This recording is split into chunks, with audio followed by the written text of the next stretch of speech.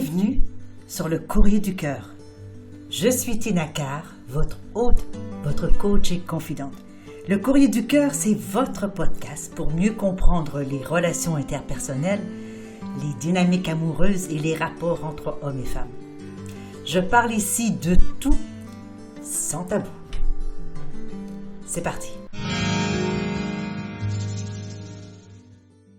Je reçois aujourd'hui une lettre en provenance de Aurélie qui va comme suit. Chère Tina, je vous écris avec un poids sur le cœur. Mon conjoint entretient une relation à distance avec son ex-partenaire. Il affirme qu'il n'y a rien de romantique, qu'ils sont simplement restés amis.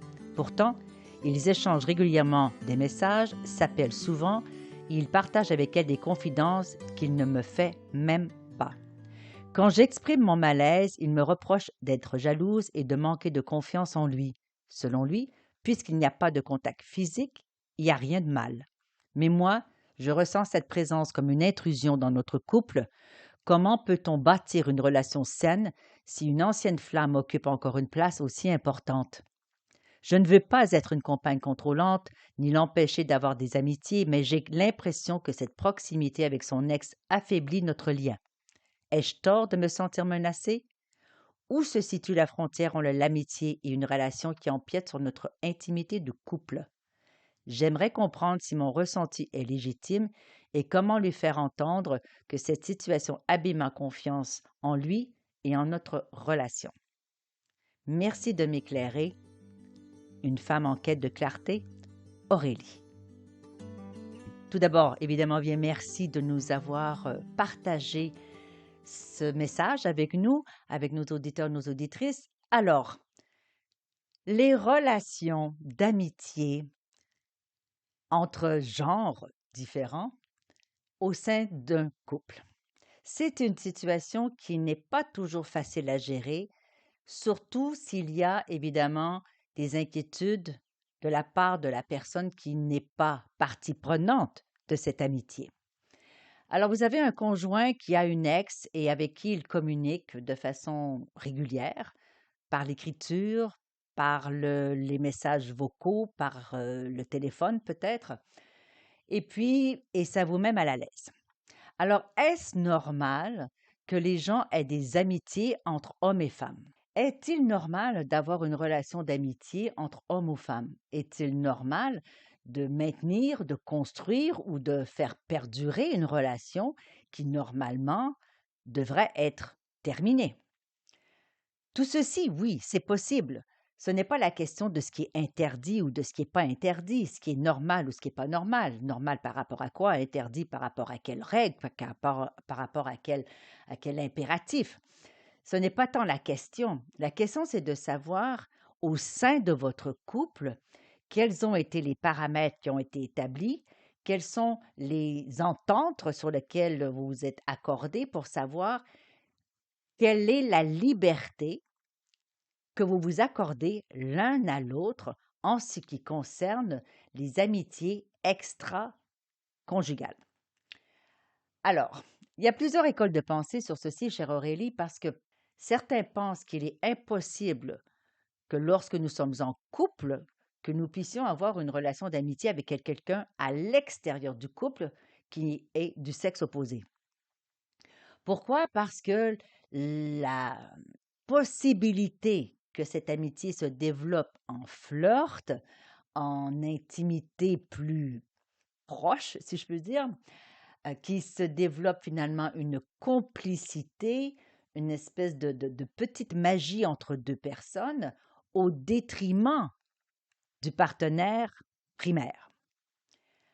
D'autres vont même pousser le bouchon un petit peu en disant qu'aucun homme n'est capable d'avoir une amitié avec une femme lorsqu'il est en couple, ou pas en couple d'ailleurs, parce que les hommes n'ont qu'une chose en tête, c'est d'attendre l'opportunité de pouvoir avoir une relation sexuelle intime avec cette femme.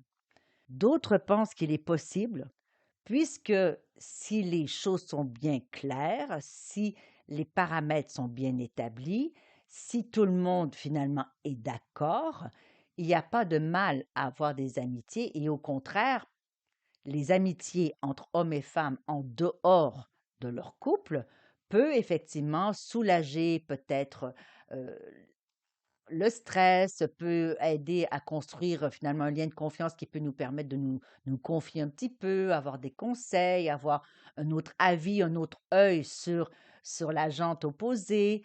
Bon, il y a plusieurs bénéfices à avoir une amitié avec une personne du sexe opposé. Alors, il n'y a pas de normal, est-ce que c'est possible ou pas possible? Toutes les réponses, évidemment, sont une option.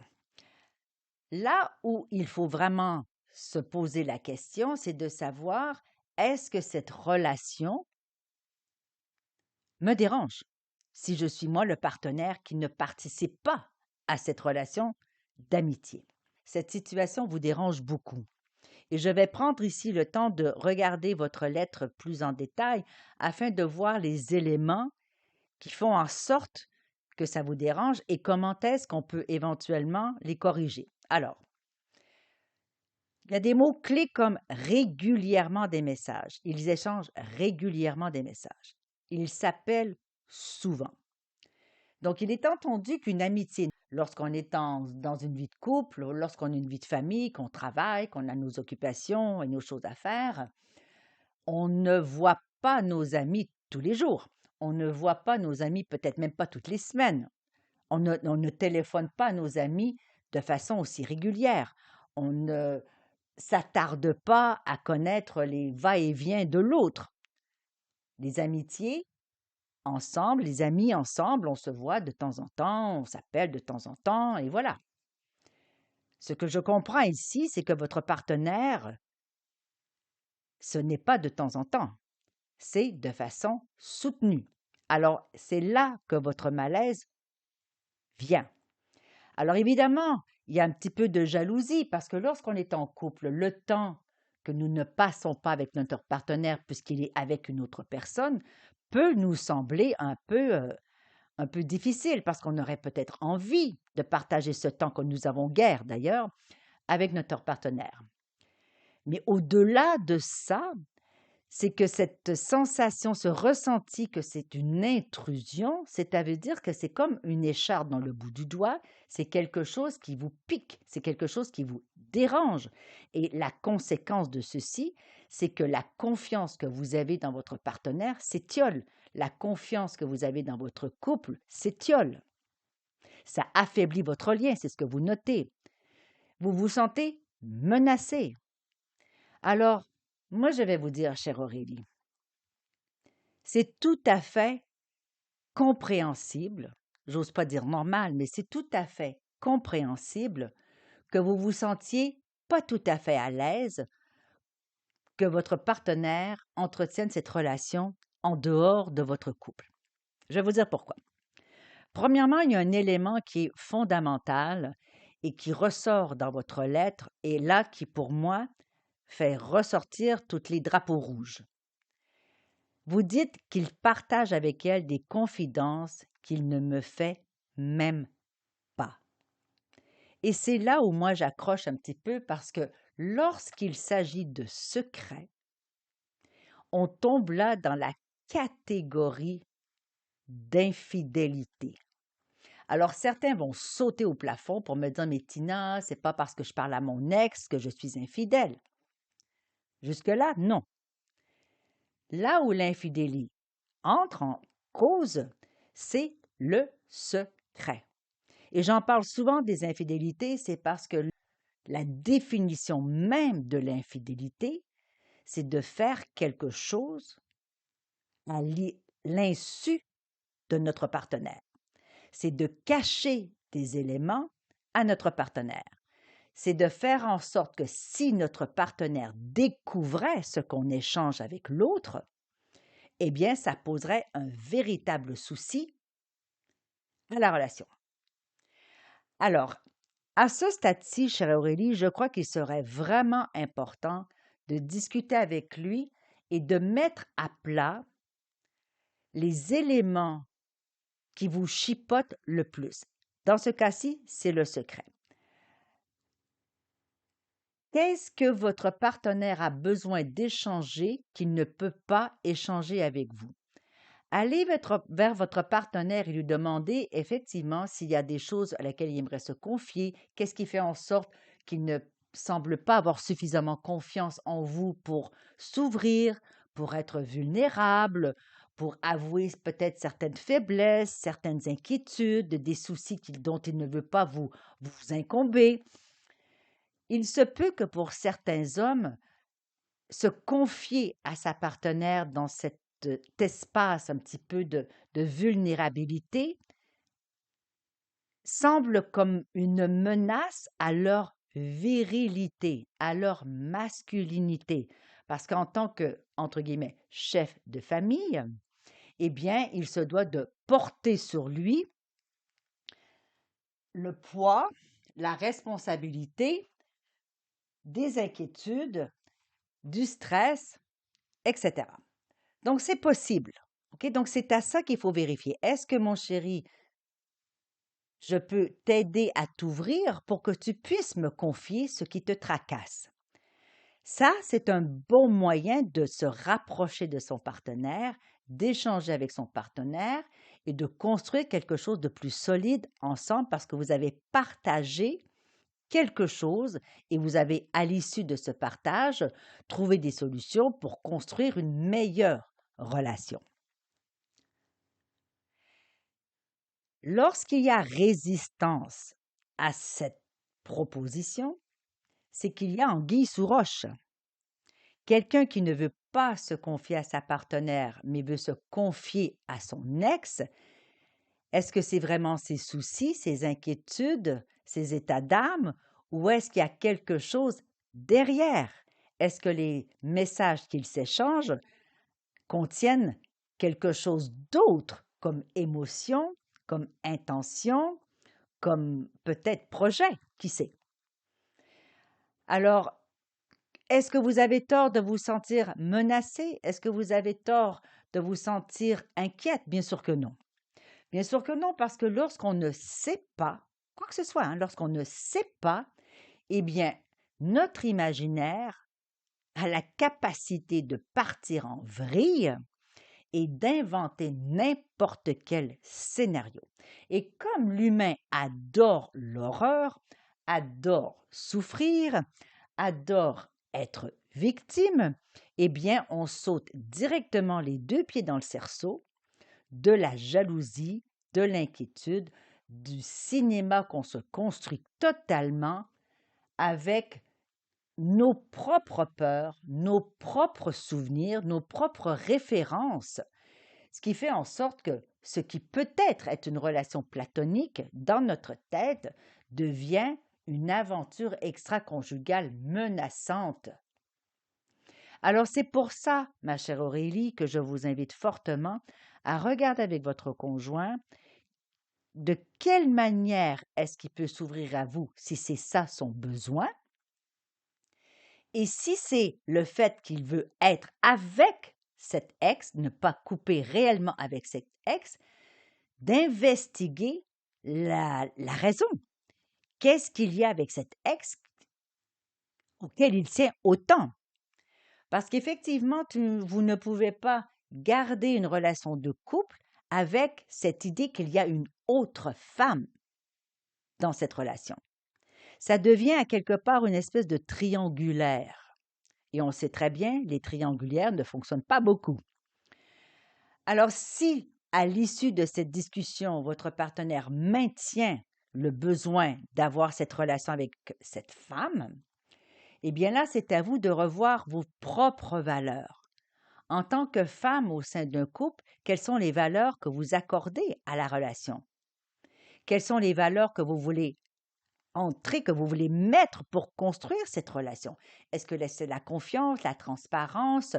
Est-ce que c'est nous gardons un jardin secret, nous avons le droit d'aller ailleurs? Il faut établir les paramètres sur lesquels votre relation va, à partir de maintenant, être construite.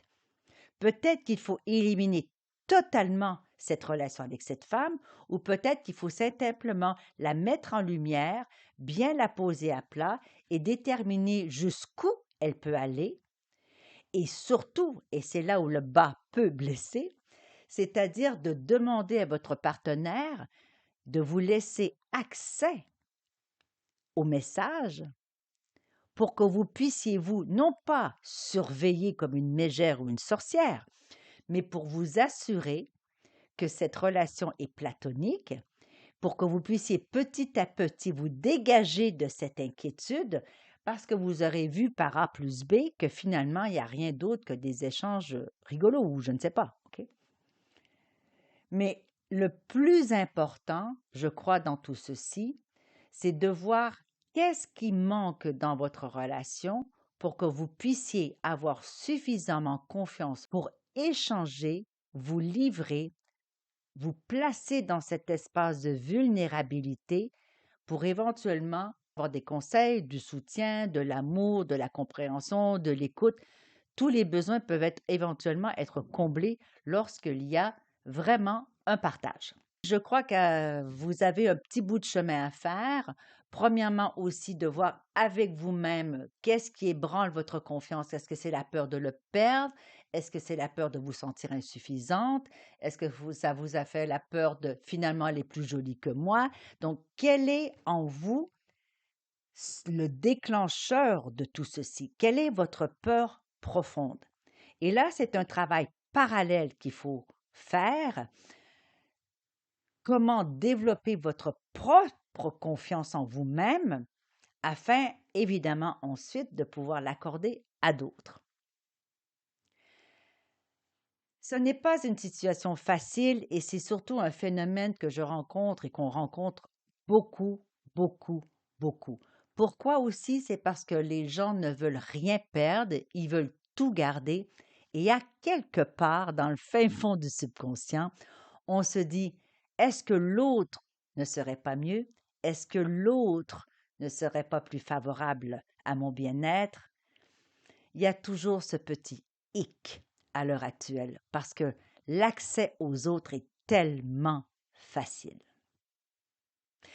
Voilà, ma chère Aurélie, j'espère que tout ceci vous a aidé et sachez que ce partage que vous faites avec nous de votre message est vraiment utile parce que je vous certaine que vous n'êtes pas la seule dans cette situation. Nous voilà à la fin de cet épisode du Courrier du Cœur. Merci d'avoir été là et d'avoir partagé ce moment avec moi. J'espère que vous y avez trouvé de la valeur. Si vous ne l'avez pas déjà fait, eh bien, je vous invite à vous abonner à ce podcast afin de manquer aucun épisode. Et vous pourriez, par la même occasion, si le cœur vous en dit, écrire un commentaire ou laisser une appréciation avec quelques étoiles. Alors, je vous retrouve dans un prochain épisode du Courrier du Cœur. Mon nom est Tina Carr, je suis votre hôte, votre coach et votre confidente. À bientôt.